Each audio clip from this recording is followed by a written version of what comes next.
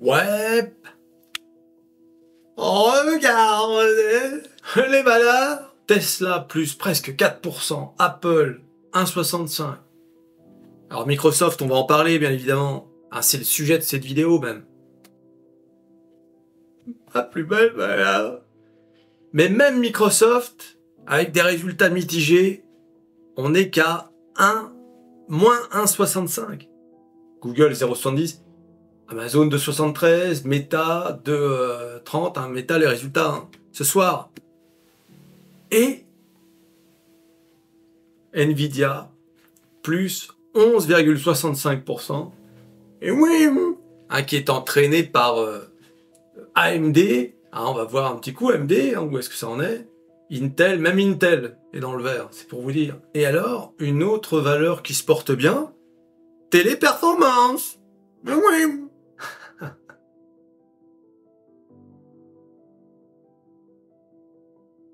Alors pourquoi? Parce qu'il y a des résultats en hausse. Téléperformance a publié une hausse de 7% de son bénéfice au premier semestre. Voilà, donc le géant mondial des centres d'appel a dégagé un bénéfice de 291 millions d'euros au premier semestre, porté par l'intégration de la société Majorel et par son activité d'interprétariat. Sur les 6 premiers mois de l'année, le chiffre d'affaires de Téléperformance s'est établi à 5,08 milliards d'euros, en progression de 1,7% à taux de change constant et en intégrant l'activité de Majorel. Alors les analystes d'Obo, BHF, ont dit cette légère accélération de la croissance et l'amélioration de la profitabilité sont des éléments rassurants. C'est bien quand ça rassure le marché. Ils ajoutent que les niveaux de trésorerie d'investissement sont aussi des facteurs de confiance. Le marché a confiance, alors pourquoi il n'y a pas de 30%? Après avoir traché Téléperformance comme jamais, ils auraient pu mettre un 30%. Ouais. En plus de l'acquisition de Majorel, la croissance de l'activité a été portée par les résultats remarquables des services spécialisés, a indiqué Daniel Julien, PDG de Téléperformance. Tu sais, Daniel Julien, c'est celui qui dirige l'entreprise de Miami. Mais si, Daniel Julien. I like AI. I use ChatGPT. Connais pas? Mais oui. Voilà, donc ça, c'est plutôt une bonne nouvelle pour ceux qui avaient cette saucisse. Téléperformance. La saucisse. Peut-être que Téléperformance va sortir de la grille du barbecue. Oui, ami. Voilà, bon, c'était à 11%, maintenant c'est à 10, à 9. Donc tu vois, ouais. Alors les indices, regardez-moi ça, S&P 500 plus 1,60, le Jones 0,54, et bien sûr, la Drama Queen, toujours à faire des siennes. J'ai nommé bien sûr le Nasdaq. Aïe. Le Nasdaq, souvenez-vous, c'était quand déjà? Le Nasdaq avait pris moins 4% presque l'autre jour. Ma pire journée depuis peut-être 2022, je crois. Il me semble, je sais plus trop, mais alors quelle journée elle est passée ce jour-là? L'oseille, tu sais. Aïe, la bourse, c'est quelque chose quand même. Faut faire attention. Voilà, donc Nvidia monte parce que Morgan Stanley a émis un avis positif, bullish quoi, un avis bullish plutôt. Et ce qui est marrant, c'est de voir que AMD n'est seulement qu'à 4,44%, et que c'est Nvidia qui a plus de 11%. Donc c'est Nvidia qui profite le plus des bons résultats d'AMD. Non mais c'est pourquoi? Parce qu'en fait, la demande en microprocesseurs, spécialisés principalement dans l'intelligence artificielle, mais pas seulement, est en pleine explosion. C'est tout simplement incroyable.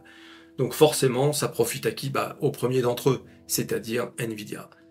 Et oui. Alors, Nvidia qui avait chuté quand même lourdement ces derniers temps.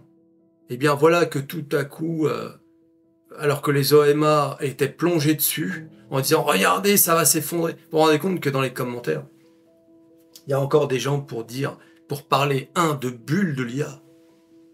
Il y a encore des gens pour parler de bulles de l'IA.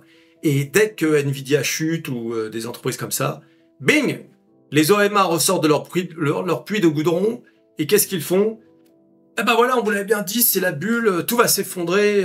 Vendez tout, tu sais. Bon, allez. En tout cas, aujourd'hui, on les a pas vus. Tu m'étonnes. Oui, non, mais...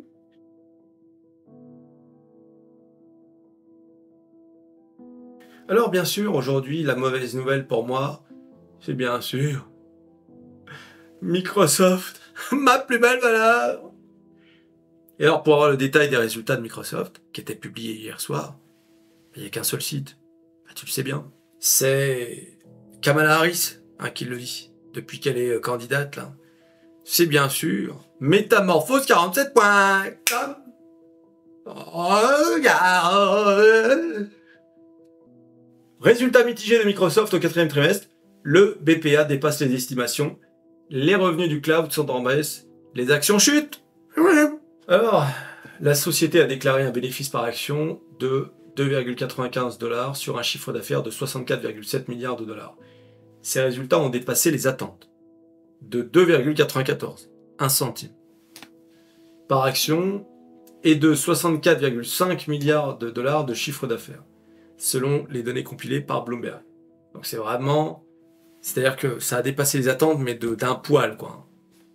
À titre de comparaison, au cours de la même période de l'année dernière, Microsoft avait affiché un BPA de 2,69 $ et un chiffre d'affaires de 56,2 milliards. Donc, que ce soit sur le BPA ou sur le chiffre d'affaires, Microsoft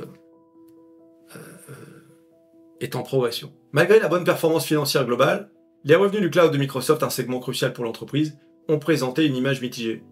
Le chiffre d'affaires total du cloud s'est élevé à 36,8 milliards de dollars, ce qui correspond aux attentes. Cependant, le segment du cloud intelligent, qui comprend les services pivots Azure, a enregistré un chiffre d'affaires de 28,5 milliards de dollars, légèrement inférieur aux 28,7 milliards de dollars attendus. Donc vraiment une broutille, tu vois.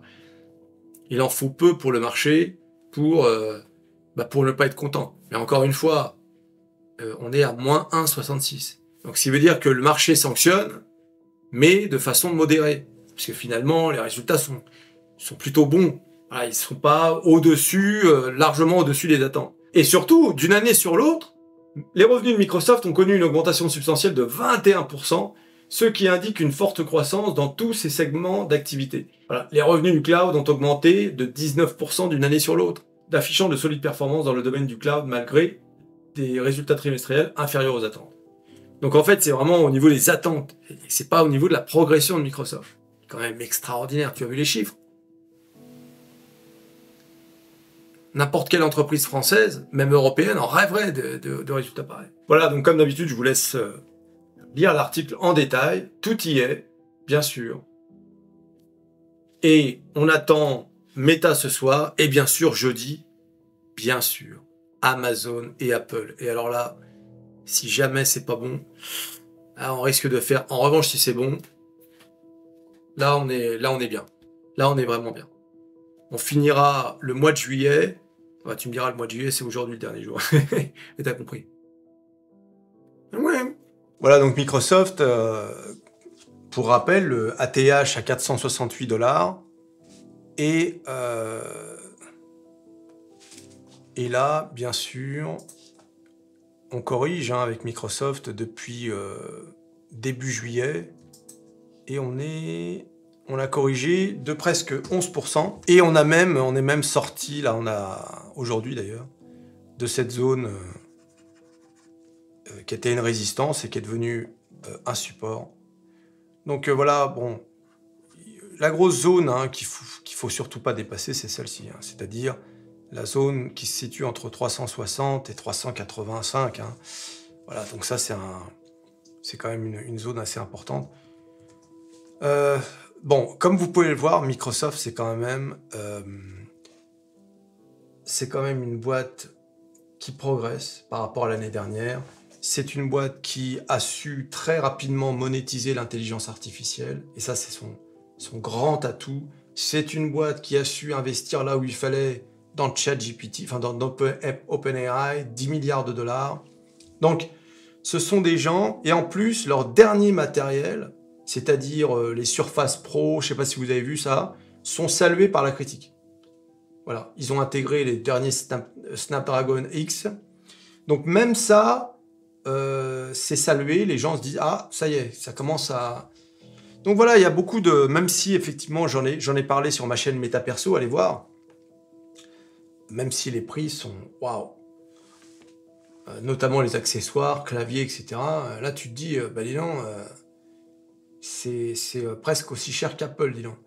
Donc déjà qu'Apple exagère largement sur les prix, mais bon, écoute, hein, vous savez comment ça marche, hein.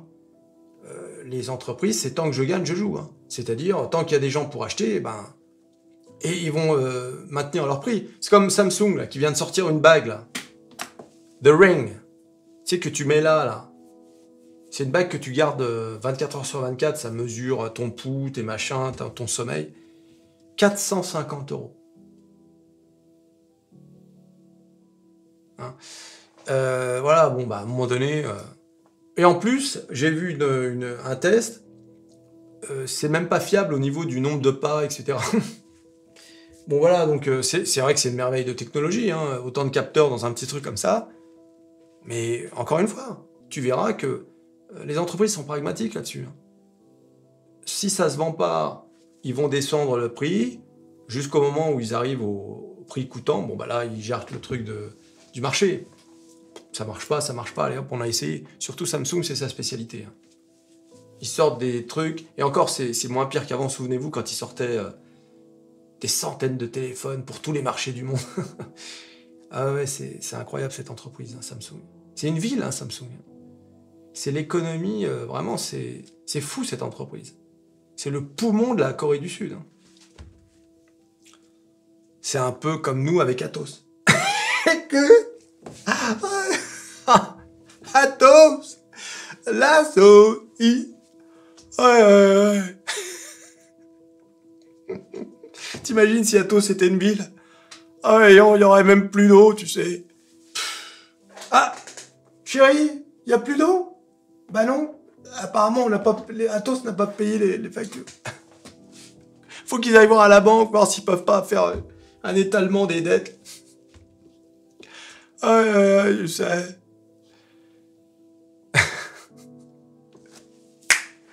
Tu t'abonnes, tu likes, tu partages, tu cliques sur à peu près tout ce qui peut être cliqué. Le marché qui est en hausse, Microsoft, et on se revoit à la prochaine vidéo. Allez, salut.